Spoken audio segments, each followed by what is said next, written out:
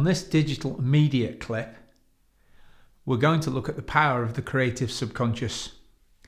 Its ability to problem solve and find the answers to all of the things we place inside our subconscious mind that need solutions.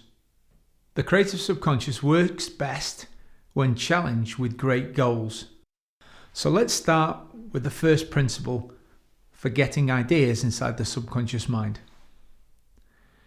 We've already talked about the power of imagination, and we've already talked about how to use imagination using our visual, auditory, kinesthetic, olfactory and gustatory representational systems to get information glued inside our picture of reality. But once we've got an idea inside our picture of reality, we have to understand how the creative subconscious then searches out the answers to solve our problems or to help us achieve our goals. So let's take the first step in putting an idea inside our head. And there are fundamentally two ways of doing it. As if already achieved, or something you'd like to achieve. It's like the difference between I'd like to be fit and healthy or I am fit and healthy. Both are positive goal affirmations. Both get placed inside the subconscious mind. One causes positive conflict because it's said as if it's already achieved. This is called Gestalt conflict. It's a positive conflict which drives creative subconscious to resolve the conflict by getting you to achieve the goal. Stating it as a wish or a dream doesn't cause the same level of conflict. So let's look at the resources the creative subconscious has to help us problem solve or achieve our goals. We've already started with understanding the placebo effect or the nocebo effect. The placebo effect is where the creative subconscious provides us with evidence that that drug, that tablet, that kiss on the cheek is working and making us better. The nocebo effect has the opposite response. If we believe that tablet won't work, then consequently we get negative results. When you give somebody a tablet or a medicine to take and they read the side effects, the subconscious mind says, aha, you want those too. So when we look at the maintenance of sanity and the placebo and the nocebo effect, they literally provide evidence to us that we're getting what we focus on.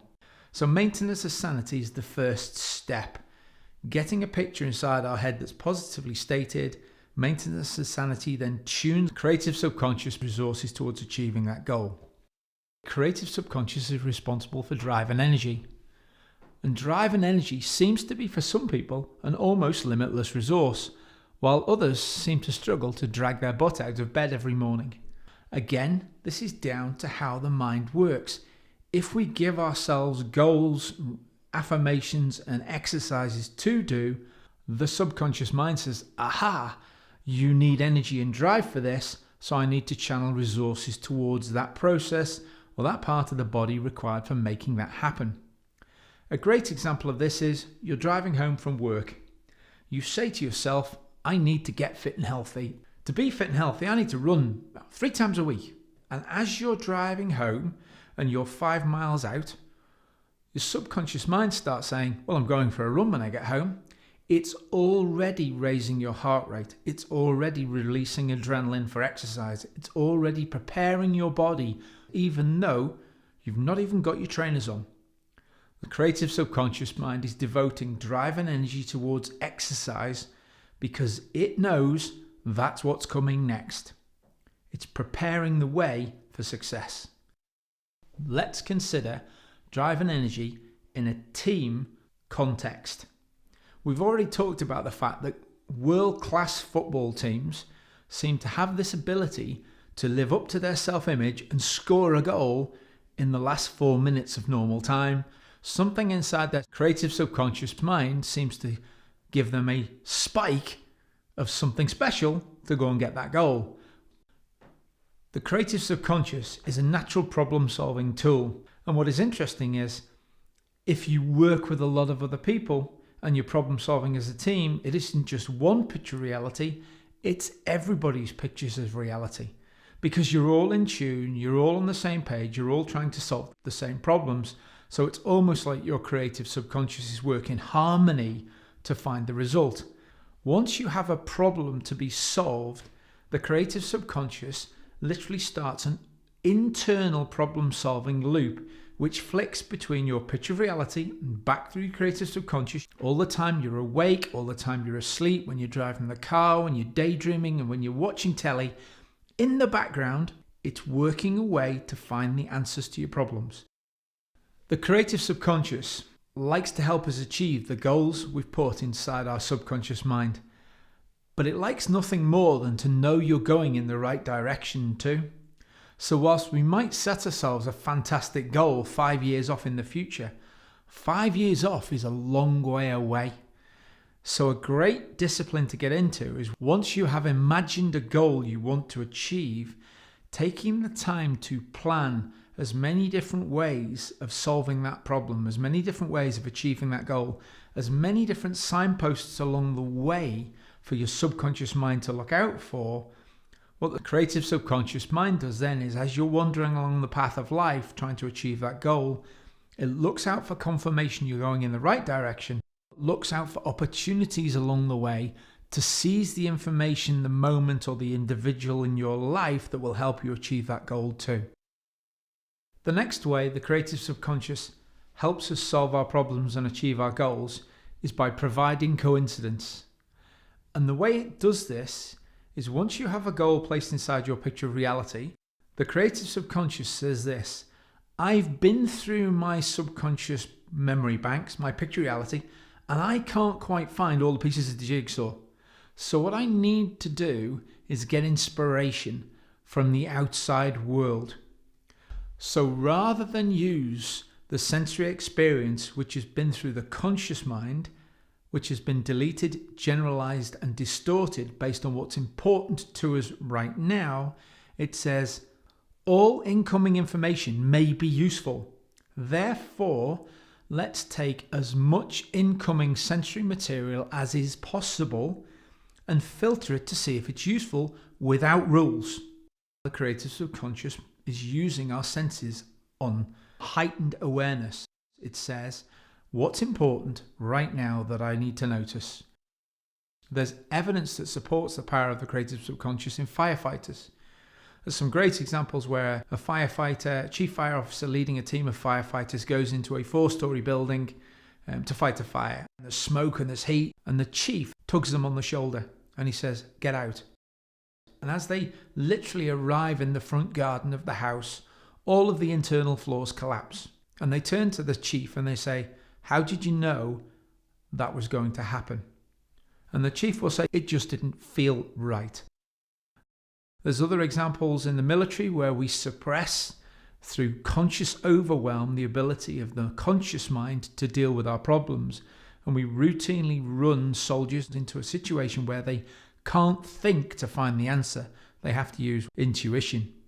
What it really is the creative subconscious resolving the conflict using the senses on super alertness and finding a way through that ambush or out of that situation that the conscious mind would never have seen. So our senses send unfiltered and unchecked information straight into the subconscious mind, just in case it's important. And a great example of this is, you've been thinking through a problem at work for days and you can't find the answer. So you park it. The following morning you're driving into work and something says, look over there. So you do. Your creative subconscious mind had suddenly realized that that framework, that structure, whatever it was it saw, was part of the answer to your problem, the last piece of the jigsaw. A final part of the creative subconscious's ability to provide coincidence is understanding that our sensory awareness is typically tuned by our consciousness. So our conscious mind says, what's important to me right now, acts as a filter on the senses' ability to notice information. And the best example you can use to describe this is the difference between peripheral vision and foveal vision. Foveal vision is controlled by the conscious mind. Now, the conscious mind's focus is on content. What's important right now, i.e., in the moment right in front of us. The subconscious mind gets information from the peripheral vision. The subconscious mind's focus is on context. How does this fit with the bigger picture? The creative subconscious mind uses our senses in a super awareness state to notice stuff that might fit in the bigger scheme of things. Where else can I use this? How else is this important? What else can this be used for? And that's the difference between conscious awareness and using the senses and only being aware of maybe 1% of the available information versus the creative subconscious mind's ability to tune every sense to look out for stuff that might fit or might help me in the big picture scheme of things. The creative subconscious mind is the powerhouse of generating new and improved you behaviors. Yet so many of us spend our time focusing on what we don't want, what we don't want to happen, the person we don't want to be. That never engages with the creative subconscious mind in a positive way. When we can take a goal, an affirmation, and post it inside our picture of reality, that gives our creative subconscious something to aim for. There are 3 different ways you can choose to go next. Go and look at logical levels and the power of a conversation. You can go to modeling excellence with the icicle model, or you can go on and look at well-formed outcomes and how to write and place a goal inside our subconscious mind in the most powerful way.